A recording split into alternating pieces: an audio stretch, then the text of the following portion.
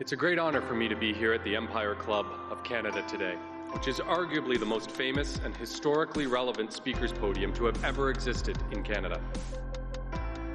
It has offered its podium to such international luminaries as Winston Churchill, Ronald Reagan, Audrey Hepburn, the Dalai Lama, Indira Gandhi, and closer to home, from Pierre Trudeau to Justin Trudeau. Literally generations of our great nation's leaders, alongside with those of the world's top international diplomats, heads of state, and business and thought leaders.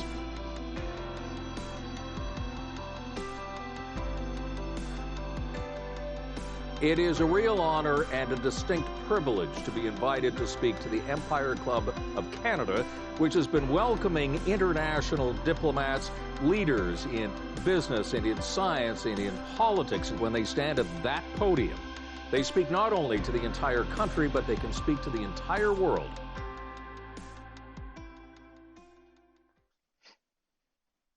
Good evening, fellow directors, past presidents, members, and guests. Welcome to the 117th season of the Empire Club of Canada. My name is Antoinette DeMilo. I'm the president of the Empire Club of Canada and your host for today's virtual event, Black Prosperity, Inspiring the Next Generation of Leaders. And we have an amazing panel speaking to the subject. Zinena Kande, Al Ramsey, Charlene Theodore, Ray Williams, and Asha Tomlinson as our moderator. Now, before we get started, I wish to take a moment to recognize our sponsors who generously support the Empire Club and make these events possible. Thank you to our lead event sponsor, Navigator Limited, and our season sponsors, Canadian Bankers Association and Waste Connections of Canada. And thanks to our event partner as well, BBC and livemeeting.ca, for webcasting today's event. I also have a few logistical items to share. First, if you're finding your internet feed is slow, please see below and click the Switch Streams button. And don't hesitate to press the Request for Help button if you're experiencing technical difficulties. Our team will be delighted to assist. It is now my pleasure to call this meeting to order. I would like to welcome our lead sponsor, Shakir Chambers, to say a few words and kick off our virtual event. Shakir is a senior consultant at Navigator and also a director on the board of the Empire Club. Over to you, Shakir. Thank you, Antoinette. On behalf of Navigator, I want to thank our accomplished panelists and moderator for participating in this event. I also want to thank everyone who's taken the time to watch this important discussion online. While the ongoing battle with COVID-19 has dominated headlines, the past year has also ignited a discussion on anti-Black racism and the many systemic issues that remain pervasive in societies around the world. In response, diversity and inclusion has emerged as a key theme in discussions about how to counter racism and discrimination in our own country. If we are to meaningfully address underrepresentation in corporate Canada, particularly in the fields of law, finance, and public affairs, communities that are traditionally disadvantaged need opportunities to rise up and develop the tools needed to build their own success. These type of critical opportunities include mentorship, networking, and skills training. In order to see lasting change in our society and foster more diversity in the corporate world, we need organizations to step up and do their part to create these opportunities and ensure barriers to success are removed for BIPOC individuals. Navigator is proud to have launched Empower by Navigator, the platform through which our firm is undertaking work to help move this kind of change forward.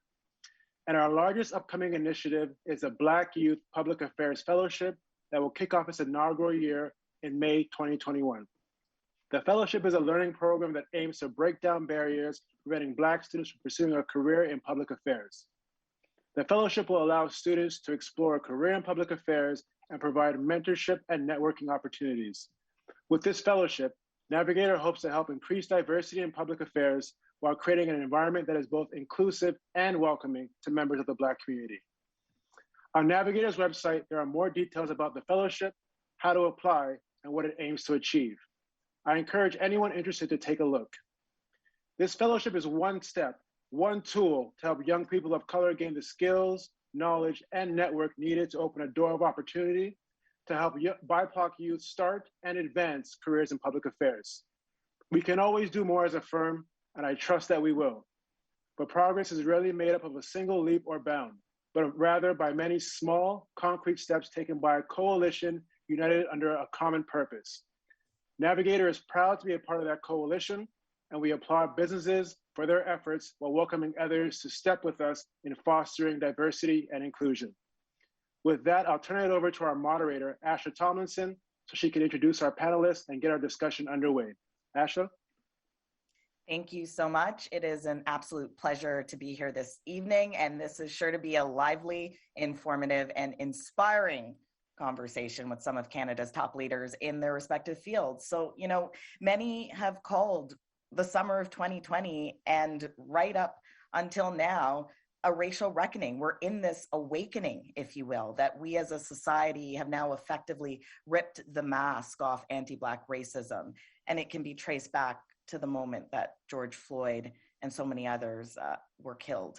There have been worldwide protests, many conversations since May of last year, discussions about systemic racism, discrimination, along with the demands for justice, the demands for equality in our communities and in our workplaces. This, of course, is in our country, right? It's happening here as well. And the reality is Black Canadians continue to be significantly underrepresented in leadership positions. So that's what we want to hear from in terms of this conversation with our guests. Is we want to look at how these problems should be addressed moving forward. What are the solutions? What kind of changes need to be made to shift the landscape toward a more inclusive playing field for both the public and private sectors?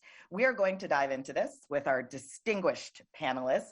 Al Ramsey is the Associate Vice President at TD Wealth. He has over 20 years experience in the financial industry, vast experience in supporting diverse customer segments, and currently spearheads TD's business owner, LGBTQ2+, and Black customer segments. Charlene Theodore is a workplace lawyer and president of the Ontario Bar Association, one of Canadian lawyers' top 25 most influential lawyers of 2020. She is known for tackling some of the most challenging issues facing the bar and the justice system, as well as bringing about positive change throughout the profession for women and people of color. Ray Williams is the Managing Director and Vice Chairman of Financial Markets at National Bank Financial. He has more than 35 years of experience in global capital markets. He's known for many community initiatives, which includes being one of the founding members of the Black Opportunity Fund. And Zanena Akande is the interim chair of the Black Legal Action Center.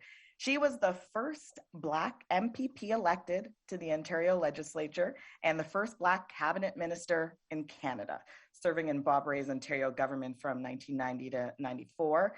Following her life in politics, she became a teacher and school principal, and now she's the chair of the not-for-profit Black Legal Action Center, and she works to combat individual and systemic anti-Black racism, along with delivering legal aid services to low and no income Black Ontarians. So thank you so much for being here. An impressive panel, and there's so much more to their bios. So, after this, if you want to dive into what they're all about online, there's lots to read and research on them. But for all you listening in, please know that we will be doing a Q&A a little bit later on in this event. So if you have a specific question for one of our guests or for all of them, that'll be your chance to get it in. Let us know what your question is, and I will definitely point it in the right direction. First, we want to know from our panelists, how did you reach the top of your game? So I'm going to throw this out to each guest. First question is, can you briefly describe your career trajectory and how you overcame any challenges along the way? And we will start with Zanene. Oh, well, actually, I entered education as a second choice. I was intending to be a lawyer. It took a great deal more time and more money than I had at the time, and there was no such thing as funding. But I focused that if I was going to be in education, I was going to be at the top of something.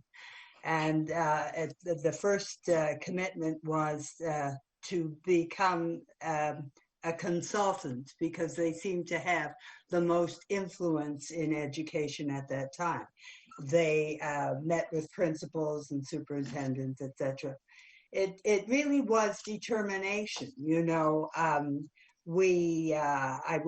went to university full-time and worked full-time for the first 2 years, but the idea that there were only 3 Black teachers in Toronto made me wonder why. And in finding out the answers for that, I found out many other answers and about people's views of how you could succeed and whether, and what you were able to do and how. And that determination, finding out those answers and being determined to make a mark in education and change things for others is what pushed me forward. So that I went on to be the principal of the school and to teach at York University and later at the University of Toronto as in special education in faculty. And I mean, the political landscape, as we know, far from diverse in the 90s, along with the education system. So it is quite the feat that you have achieved. Al, what about you? Thanks, Asha. In my case, it's a combination of, I would say, luck, sponsorship, hard work and determination, and a bit of really dismantling some of the status quo. So initially, I was hired back in the TD Bank in 2005, and that was a result of being bullied at another financial institution next door because someone figured out I was gay. And so one of my sponsors, I would say a role model, heard my story. I confided in that person. And that was the first time I saw really sponsorship in action, role modeling in action, allyship in action. The person did not look like me. And the person really introduced me to their network of people, right? And leveraged their access to me and introduced me then to the head of, TD Bank Community Relations. His name is Scott Mullen. A lot of you on the call may know Scott. And again, that's when I see sponsorship in action and inclusive leadership in action. And then when I got into the bank, I became the first diversity and inclusion employee in the bank. And I was looking after, diverse markets, including the Black community. That's when I found out the importance of having a platform and what you can do to change lives in supporting diverse communities.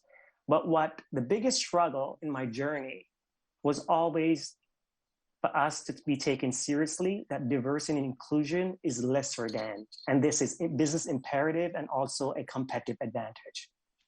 So there was a lot of that conversation in educating management, especially middle management, that really holds the culture of most organizations, and most of those middle management were straight, ill-bodied white male. So it was a lot of those tense, uncomfortable conversation about why it is imperative on a business side, not only the right thing to do, but this is excellence, diversity and inclusion, and it is a business imperative. So I really scratched my way and leveraged my sponsor. So sponsors are important. I would say the biggest advantage for me was I leveraged my mentors to nurture them in a way to help me cultivate sponsors. And then my sponsors shoved me up to where I'm at right now. And that is, the hard thing to do is having those awkward conversations, having to push that kind of agenda when people don't want to hear about it. Exactly. We are in an era now where it seems as if people are listening, but so different even just 10 years ago. Charlene, can you tell us, how did you navigate through the legal world? I agree with Al. Sponsorship and mentorship, mentorship more so than sponsorship, I should say, more so than mentorship, is something that I always advocate for and try and be an active sponsor myself. But, I've spoken to lots of audience of Black and otherwise racialized women in law. And, the common thing that we talk about is imposter syndrome in our career. And so, once we have the sponsorship models in place, in addition to all of the other barriers that women and particularly Black and Indigenous women face, there is sometimes a battle within ourselves. Of us questioning our own abilities because I work in a profession that causes us to question those. And so I think the thing that's gotten me through those times of doubt and gotten to me where I am today is, whenever I'm faced with a fear of, making a stand or making a new choice, I really just have to remind myself, I'm a first generation Canadian. I come from a long line of, hardworking people that sacrificed a lot to make sure that they could come to Canada and we could start a family here. And when I put it in that context, I think, I've already done the hardest thing. There's already been, I've sacrificed, my parents have sacrificed, and so at any point in my career, especially now, if I'm kind of getting that false sense, because imposter syndrome really is a false sense of insecurity or fear, I do like to think to myself to kind of look back at not just my journey, but those that came before me and just say, we've already done the hardest thing collectively as a people. And it puts today's problems, although they are very, very grave and pressing, it does put them into context. In terms of why I wanted to get into law in the first place, I was 16 when I decided I wanted to be a part of this industry. I was a voracious reader. And I started reading some true stories about wrongful convictions and their impact on the people that were convicted. And, I started thinking about law in a different way. I started thinking about it as a tool that's historically been used to oppress Black people. But I also realized in kind of finding out more about these injustices at a young age, I realized that law was also the only tool that could right those wrongs. And so I decided very early on that that would be my goal.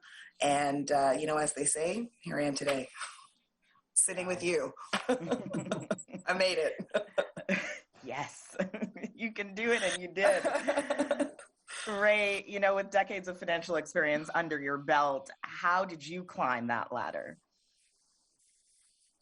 Oh, well, first of all, what I'll have to say is that much of what I've heard from, the other panelists, Al, Zanana, and Charlene, resonates with me at a very deep level. But I'd also say that maybe it's because I'm a bit of a mummy's boy, being the eldest of 5 children brought up by a single mother. The sacrifices that Charlene alluded to, I know certainly she went through. And so I think the pride that she had in me along the way created a certain perseverance. So there was disappointment, there was failure along the way. But I think the perseverance and the desire to make her proud has been a major push and a major support for me in terms of where I am. And I've learned things through that. So I'll leave it at that. That's beautiful. Wow. Moving on to, this reckoning that we're in. And someone made a comment in an interview that I did that the summer of 2020 felt like Black History Month, right? Because it just seemed like coverage, conversations, it just dominated everything, even with COVID. Right? And we saw many corporations and institutions worldwide releasing strongly worded statements, commercials, promotions, making commitments, and tackling, they say, anti-Black racism. Well, we are 10 months plus in, and has that dial actually moved? That's what we want to talk about next, to break down that idea of intent versus impact. Al, I know you have a unique perspective on that, so let's start with you. Thank you. You're absolutely right. There's a lot of conversation, you're right, in terms of moving from empathy now to action. And there's a lot of conversation within the corporate sphere. And Zoom calls like this, they're a million times more that I'm on at work on a daily basis, but also in their community giving back. So it's very important. And I love to have the conversation about people being more intentful in their action right now. I'll give you an example. My role, my expanded mandate as the head of, Black customer segment it wasn't in existence before this. That was one of the bold commitments our CEO made to say that, listen, I was hired in 2005 to do community outreach. And then I went to HR to start our first employee Black resource group, etc. But on a customer front, we didn't make the same progress. And we recognized that and said that. So I can speak from my lens and see what the conversation is going on is, yes, we're organizing ourselves in saying there needs to be more, KPIs in place, measurable outcomes. And my role, as I mentioned, that is one of that in setup. I just hired full-time employees across the country now to support this, similar to what I did with LGBTQ2+ 10 years ago. So we've seen those progress, right? So, I'm heartened with the conversation. People are more intentional in what they want to do, and actually saying, what more can I do? Also, not just to be this performative ally. A lot of times we have that conversation about being a performative ally, but more intentional. So to answer your question, I really see the dial has been moving. Has it moved to the degree I wanted to? No. We're making progress, but we have a long ways to go. A long ways. And, when we talked before this event, we had a little chat and there was the mention of the acronym D&I, diversity and inclusion, right? It's being used a lot. It's a buzzword or a buzz acronym. Are you noticing a difference between intent and impact in that sense, Charlene? Here's the thing. Law, like the financial sector, education sector, and many other sectors, public, private, nonprofit, we're at the point where people have been investing a lot of time and resources into EDI, D&I equality, and conscious bias training. And so while acknowledging that effort, I have to be quite frank and say the events of this summer would not have happened, or the fallout, I would say, from George Floyd's murder would not have happened. And we wouldn't be here having this conversation had we done enough, right? And so intent versus impact to me really means finishing the thought. What is the how? And how do you react when you put those resources in place within your organization and the general counsel, the chairman of the board, the partnership announcements, all have people that still look the same in spite of your best efforts. I could not have planned, and quite frankly would not have planned, to become the first Black president of the Ontario Bar Association on the eve of George Floyd's murder, during what, as you correctly call it, a global reckoning on racism, that I feel exposed deeply, deeply ingrained issues in all aspects of our society, including our workplaces and our justice sector, and a pandemic that's disproportionately and negatively impacted Black and Indigenous people.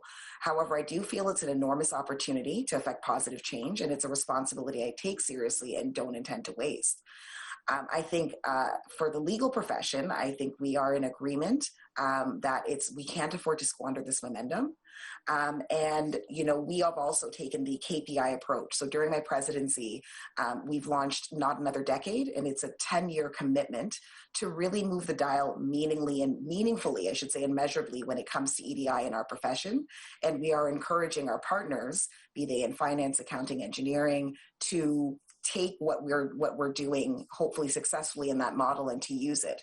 And so what it means is there will be a different KPI every year, and we will hold ourselves and our stakeholders accountable, and we will actually dive deep into the how, because at this point, at least under my leadership, we've moved beyond the why, we've moved beyond convincing, and we're here to show people how to get it done so you actually get the results that you intend to deliver.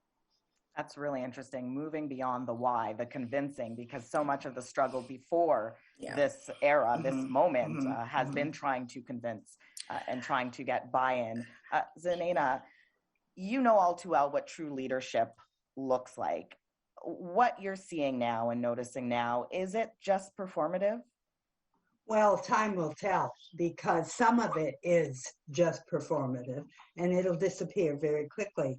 But we're finding that there are others who really are attempting to effect a change. I mean, at the Black Legal Action Center, we have been contacted by large corporations, law firms, many other groups to not only contribute to our funds so that we can extend our services and to the community, but also to ask us if we could use some of their own services free of charge to do a great deal of the work that we have. Now, we were shocked.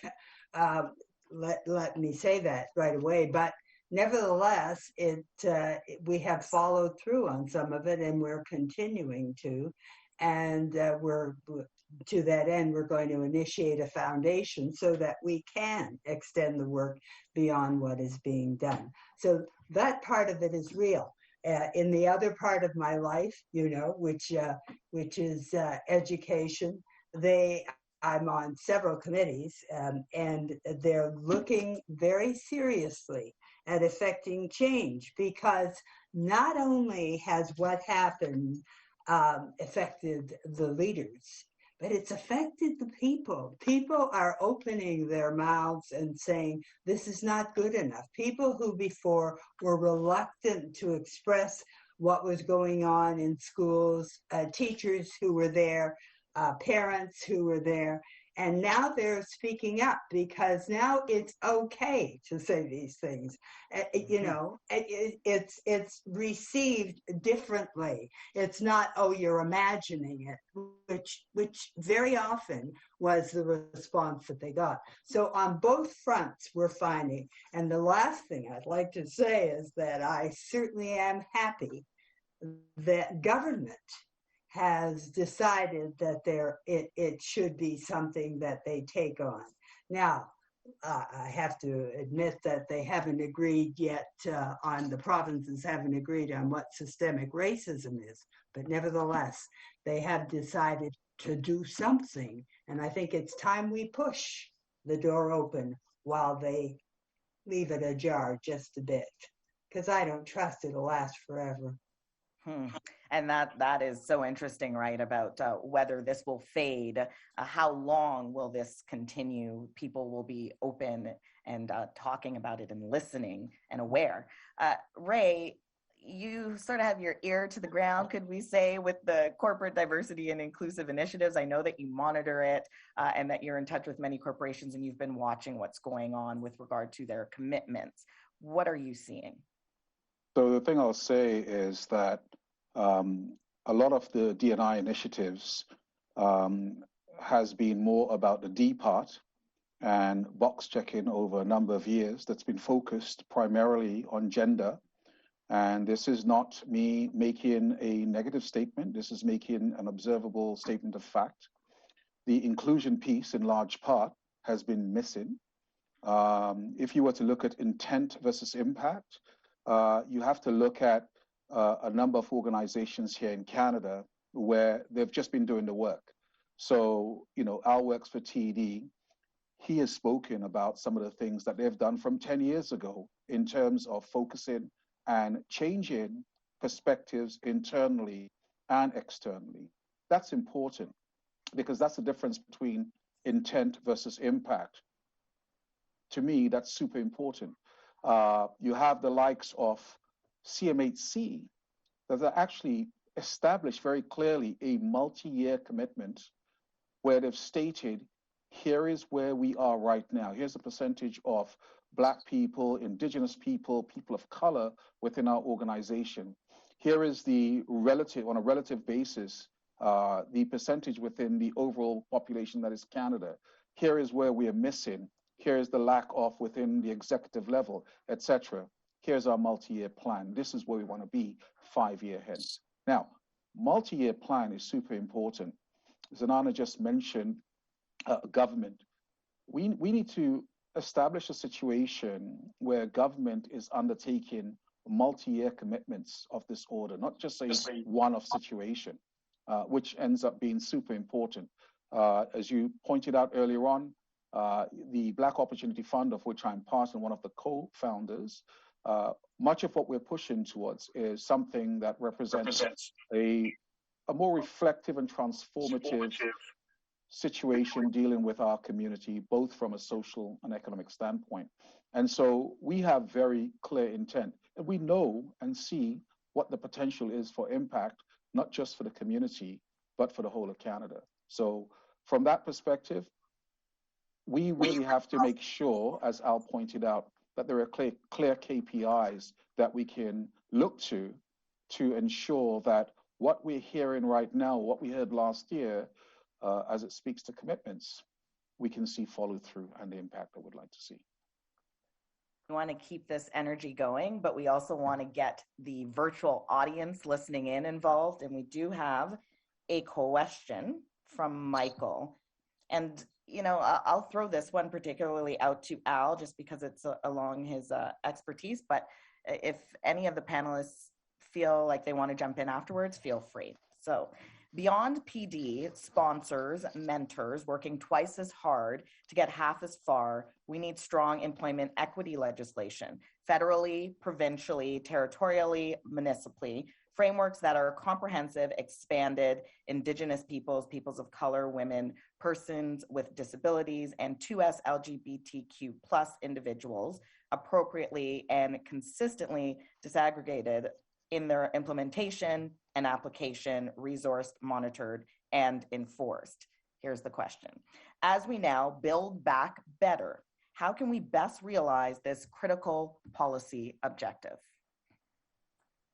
So I would say what we need to do, I believe, from an organizational standpoint, is move the conversation from, as Ray said, it's an HR imperative and we're just going to check the box off in what we're doing. This entire diversity and inclusion initiative needs to raise the conversation. It makes good business sense. It has to be embedded into business strategies. It has to be part of your leadership framework. It has to be part of your business framework. And that is my biggest mantra when I talk about D&I. You know, diversity, Ray talk about the theory, inclusion and equity, moving along. So it's imperative for organization to understand how we do that. And it has to be part of your overall business framework. It's non-negotiable. It is business imperative. It is an advantage. And I love what Charlene said. It's no longer the business case of diversity. We're beyond that. There's so many stats and data to show a diverse workplace gives you productivity X, Y, with a woman diversity of thought. So if that's the case, if we know that is a standard, why aren't that included in everything we do in organization if you want to succeed in any field you are? So that is where I would say it is incumbent an organization to make sure this is part of their business framework. And actually, it needs to be led by the CEO and reported to the board. That is important. It's going to be part of your DNA. Well, it's interesting, right? We see systemic racism, but this should be, from what I'm hearing, it should be structurally systemic to have diversity and inclusion in these institutions. Absolutely. Ray, go ahead. Yeah, so I was going to follow up with Al because Al makes a phenomenally strong point. The tone from the top, okay? I've repeated this particular phrase many times. Whatever interests my boss fascinates the hell out of me. So if you have the appropriate tone from the top, it will have a very clear impact. It will send a message to those around that CEO around what the expectation is. And if it's baked in to the notion of, from a strategic standpoint, from a revenue standpoint, from a KPI standpoint, all of the things that matter that will impact the over-based compensation of some of those senior leaders, let me tell you, the interest will be strong.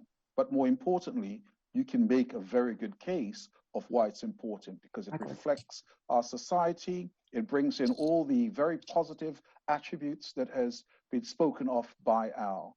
And so it just makes such good sense. The problem is, of course, that you do and will have resistance at any number of levels. So the tone from the top and what is being said there will go an awfully long way to helping that process along. I want to point this next question from an anonymous audience member to Zanena and Charlene. As the event discussed, there is a push by corporations to focus on D&I, but we've had this conversation before, or corporations have previously discussed greater diversity and inclusion.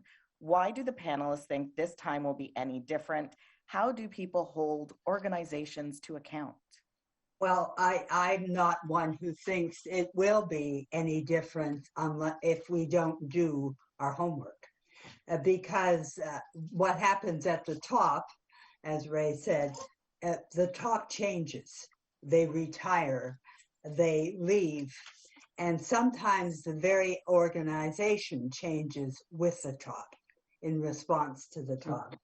And so I think it's extremely important that however we respond, that we have a backup plan so that it continues, because we've seen the rise and fall of interest before, maybe not as widespread as this, but certainly within organizations where the top has been very supportive of D&I. But then after, when a new top arrives, it's an altogether different thing. We've seen that even in government, and to a great extent. So that if it exists in government, how much more so in other. There is a thing that we don't talk about, and that is the whole idea that there is a great deal to be held on to if in fact we are not there. And so therefore it becomes our responsibility to make sure that we are. And that's not only for the adults who now have university degrees and have taken their place where they are, but it's for the careers in other places. It's for carpenters and workers of all types. And it's for education, where we make sure that the youth have exposure to large businesses, to government, to enterprises. You can't dream to be what you don't know exists. You can't fit into settings that you have no idea how they operate. And I think that has to be a part of this. Charlene, I want you to jump in really briefly on that as well, but to also put this question to you from an anonymous audience member, and I believe in a younger demographic, because they asked, we talked about some challenges for the panelists during their careers. If the panelists could offer one piece of advice to youth looking to take advantage of the current environment and looking to leverage the current emphasis on D&I, what would they recommend to youth looking to get into or get promoted in the corporate world? Okay, two-parter. I love it. Yeah, so two-pronged. In response to the first anonymous question and to follow up on the earlier comments, I was very much in line with Zanena at the beginning.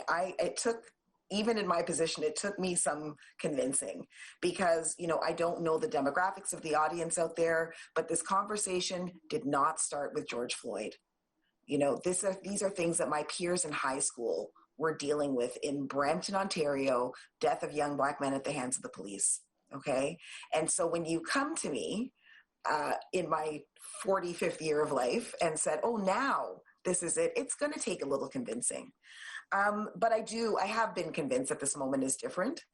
But I also know that progress is never a straight line. So this moment may pass, but here's what is not going to change. If you go to law schools, med schools, business schools, dentistry schools, in spite of all the systemic barriers, those classes are getting more diverse, right? We are coming from professions that aren't startups, fly-by-night professions. Major law firms in this country are built to outlast their owners. TD Bank is going to disappear tomorrow. And so if you want to run a multi-generational business that is going to do well, you need to look at the people that are around you, and they look differently. Right? And going back to Al's point, there is a cost. I'd like to flip the narrative a little bit. I have a podcast called Work That Works, where we talk about these issues in workplaces, and how to move from the why to the how. And I was speaking with author and diversity consultant Lily Zhang, and one of the best perspective shifters I got from her is that when we're talking about the business case, there is a cost to hiring everyone that looks like you. So rather than saying there's a business case to hiring me, you in management at the top of the tower and at the head of the table, why don't you think about the cost to hiring over and over again people that look the same, to hiring, retaining, and recruiting one demographic of people when your actual clients, communities, stakeholders, and new business partners don't look like that. That's where the cost is. And it is very real, and I don't think it's something that people are talking enough about. And so whether or not this movement takes a pause, takes a holiday, comes back with a vengeance in another 2 years after another tragedy, the reality is not changing. We're here, and there are people like me and my distinguished co-panelists that we're going to keep doing the work, right? And so look around you, look at your sector, look at your competitors, and we're here, I know at the OBA, to show you how to actually get it done. And Navigator has the same thing with that brilliant program that they're launching. TD's also been a partner. Many lawyers at TD are very, very active leaders within the Ontario Bar Association.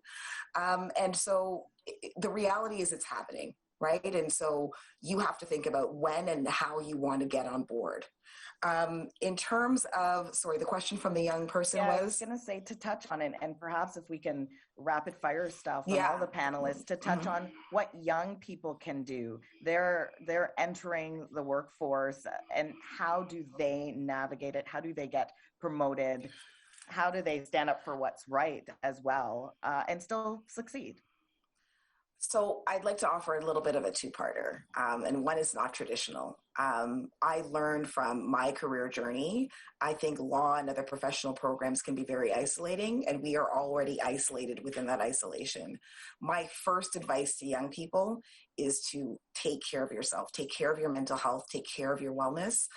The OBA and all of the organizations that the people represent here offer a number of programs that will focus on self-care. It's more important now more than ever. I always say that's priority number one. And number two is, because of that isolation, you have to engage in community, whether it's the Ontario Bar Association, whether it's an employee resource group at your firm or workplace, whether it's the Canadian Association of Black Lawyers. We cannot do it alone. I didn't get here alone. There were a number of Black lawyers, specifically Black women, that were invested in my success, and I have a network of people that I can call on when I need support. Get engaged, get into organizations, because these professions, they're kind of designed to kind of keep you in your office, grinding it out, looking over your shoulder. God, make sure I get this and I get this done. Make sure you always stay engaged with your community as you propel your way forward. Al, what do you have to say? So I think I love the phrase, the terminology is dual accountability and responsibility. To answer your first question in terms of what's different now, us, the community. I've never seen a community this mobilized, ever. Organization, we always say organization, government, yes, but the change agent, as Barack Obama said, we are the change we need and desire. I've never seen us come together. When I see initiatives like Black North, the Black Opportunity Fund, there's so many of us mobilizing that we are going to take charge of our destiny, but we're going to keep society also in check on what they need to do. So to pivot on that also, or to add on to that, with any young person going into a profession or looking what they want to do, I would say be 100% prepared of everything in your control. Everything in your control.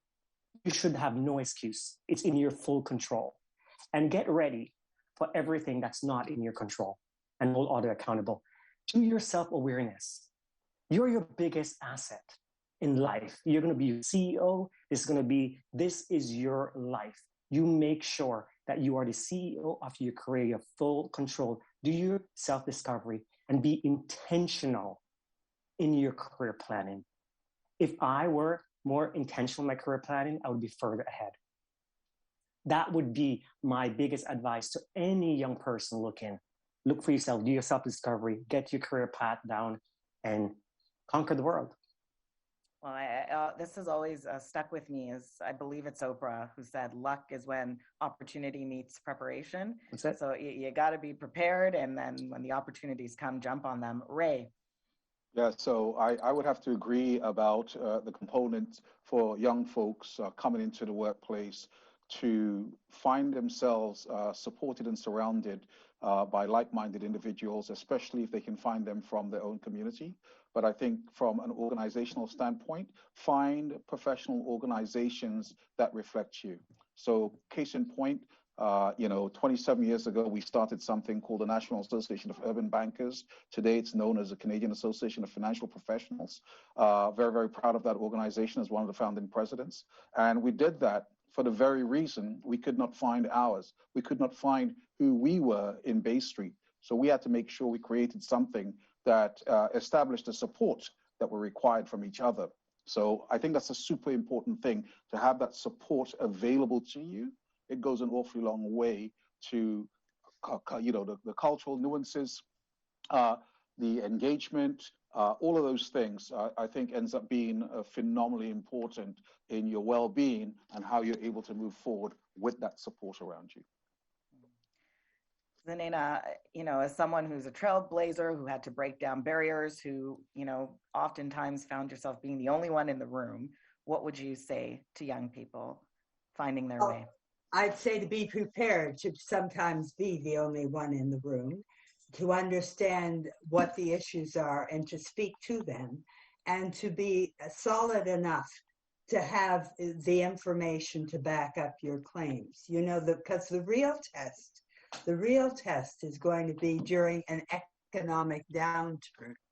It has happened before, when some of us, some others, made great strides, and then what happened is we ran into an economic downturn, and we were the last in and the first out.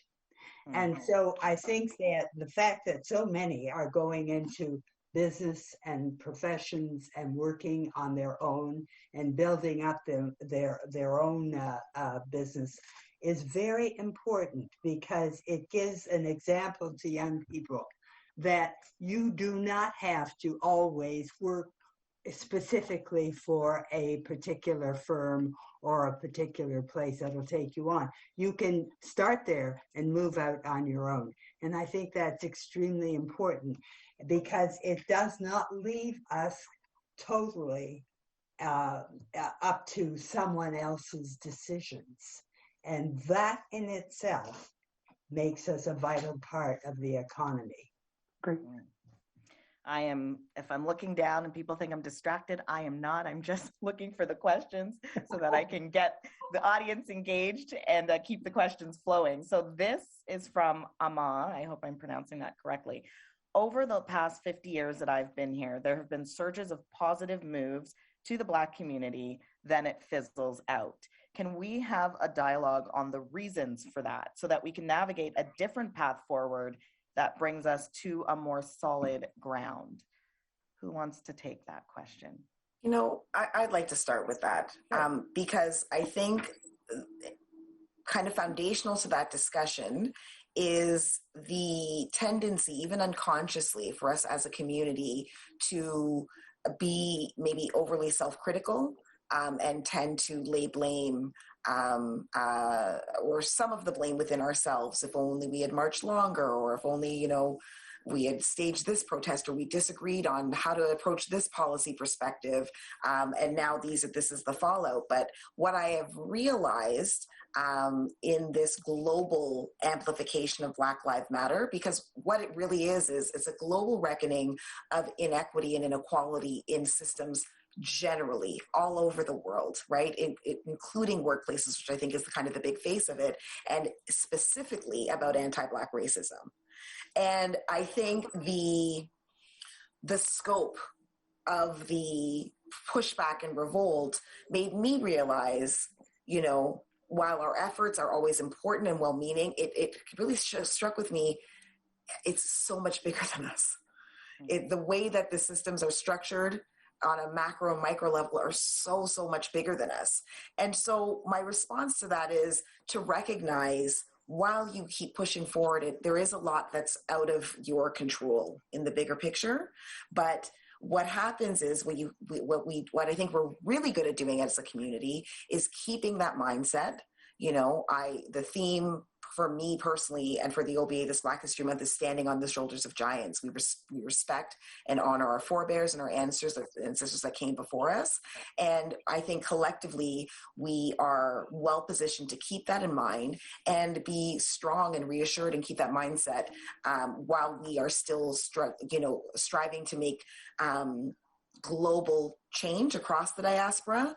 And so that way, when we do have slip-ups and missteps or setbacks, we can be very, very strong in being prepared to say, you know what, we got one step back, but we are as a community going to take 2 steps ahead. But I just thought it was important to acknowledge that, the cycle of these things, what I've learned, I think, after living with the horrible trauma of the events over the past year, is I've really come to know in a very personal way how big it is and how much of it is beyond us, but that hasn't discouraged me from continuing to push for progress.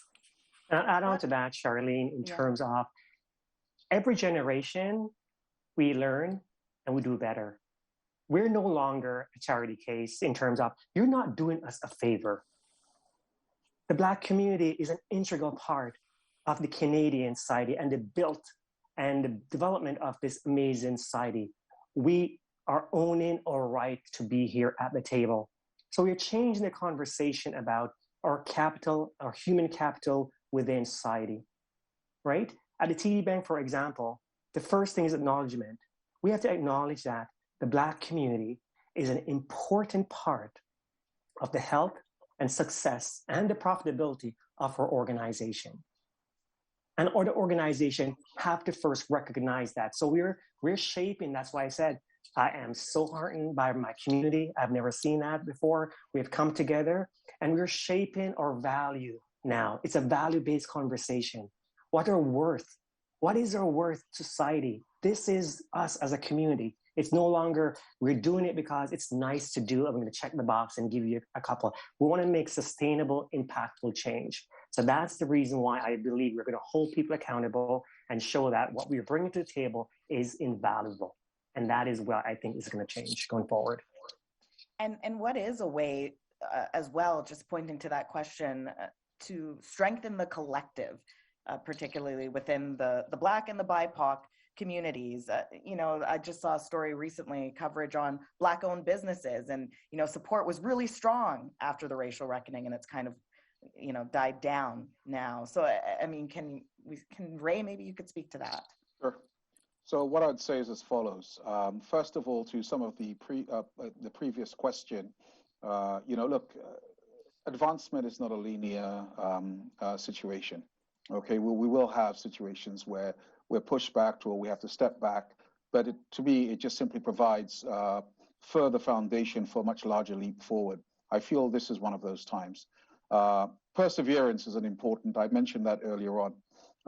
The reality is, and Zanana, more so than any of us, she's been around long enough, and we stand on the shoulders of giants in that regard. And so part of that reality is that I'm especially proud to say that I continue to believe, as Al points out, in who we are as a people, in who and what is that we deliver as a community. I think the opportunity is now, because there's an urgency of now.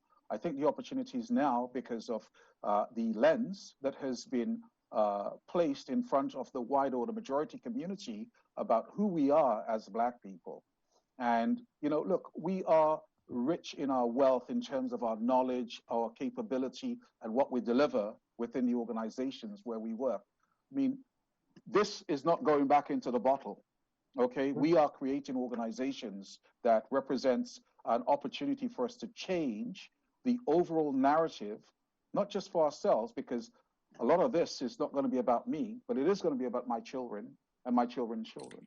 And so this is why I'm doing what I'm doing. This is why I'm undertaking, and this is why I believe that we have the opportunity to change. Very quickly on the Black business front, right now there's an awful lot going on. The federal government has talked about some of the stuff that it wants to do. Justin Trudeau made an announcement on September 9th. We're still waiting for, some of that to unfold into the community. But, organizations like Black Opportunity Fund is, knocking at government's door. We put in very large pre-budget asks and requests in front of them. It's publicly available because we believe that, reasonably speaking, the government needs to, as Anana mentioned, that the door is ajar. Well, we need to push it open and ensure that they provide us with some of what we require for long-term permanence and sustainability as it speaks to us with our undertakings for not just our community, but for the community at large. Zanina, I'm actually going to direct this question from Marianne to you. She says that she volunteers for an organization that her parents did not have the social capital to enroll her in, and that's the Junior Achievement Company program. How can we ensure that Black families get access to these kinds of programs? Well, first of all, I'm glad you asked me that. First of all, I think they have to know about them, because very often I find that when you mention these programs to groups, to community groups that you go to speak to, or to people that you meet, they don't know about the existence of these programs. So I think it's extremely imperative that we get that information out there. And I mean in many different ways, sending it to the schools, to the churches, to the community groups, and even to sports communities, so that they can get this other information that doesn't relate to sports. The other thing is there has to be a resource for those people who say, I can't afford it. I mean, sometimes the funds are a great deal for the family who doesn't have, but they're not that much if the community gave into those funds. I mean, supporting kids to do those things is really helping us in the long run. It really builds on the community. And when they're there, helping them, giving them an opportunity to meet with others who have done similar things, or whatever their goal is, supporting them in that. And you'll find that they, in turn, I have people now who are in their 30s who are supporting other groups, because it's a turnover. It's a turnover. And you begin to realize, they begin to realize it, in that they've had the opportunity and they continue to use that strength to give back. I think it's important.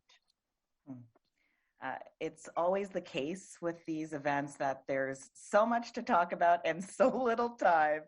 I could listen to all of you for days, for months. It is so powerful, so inspiring and empowering. I do want to just ask you, before we wrap up, very quickly, if you could, in a soundbite, as we like to call it in TV, is if you could think back to before you started your career and you're just getting your feet wet, what advice would you give to your younger self?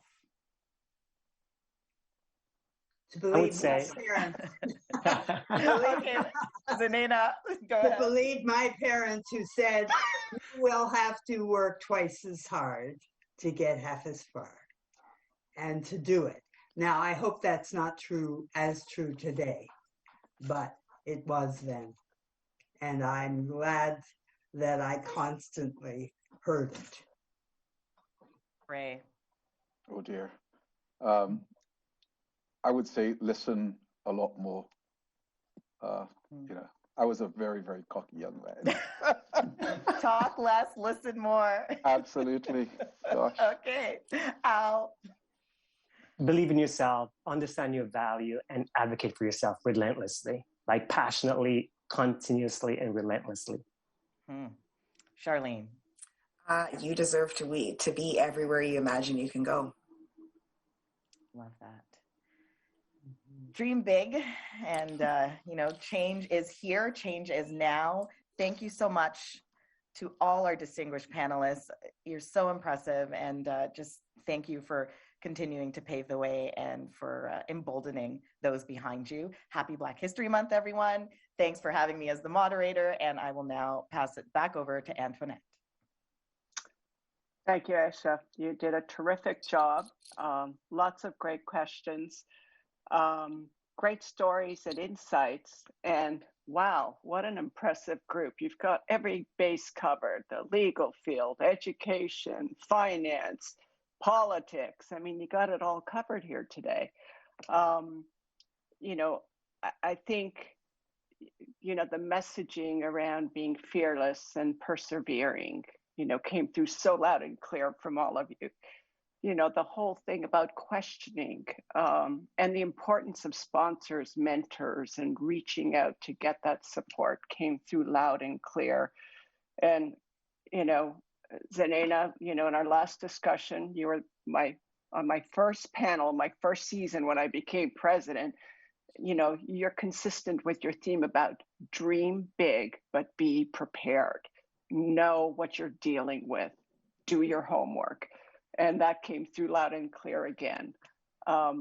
Ray, Al, Charlene, lots of great stories and feedback for people to take away and learn from. And again, thank you all for joining us today. I think this was a terrific discussion for the panel. And I know I made lots of notes, like, look at this, things that I've taken away. You know, that tone from the top. I mean, we've been saying that for God knows how long. It better be loud and clear. It's time. It really is time, isn't it? Anyways, with that, again, I want to thank you all. I want to just take a moment to tell you about our upcoming events. Tomorrow, another very important topic, and it's at lunchtime. It's about vaccine hesitancy and convincing Canadians the importance of the vaccine. On the 23rd, we've got Angel Gurria, Secretary General of the OECD, coming in to talk about how Canada can build back better. And it's from the OECD's perspective. We've got on the 25th, Black music and its influence on North American music. And we have an amazing panel: Julie Black, Dan Hill, Molly Johnson, Ron Westray, and Rudy Blair's going to chair it. So come check that out. That's a luncheon event. We really should do that at an evening event and have them sing for us.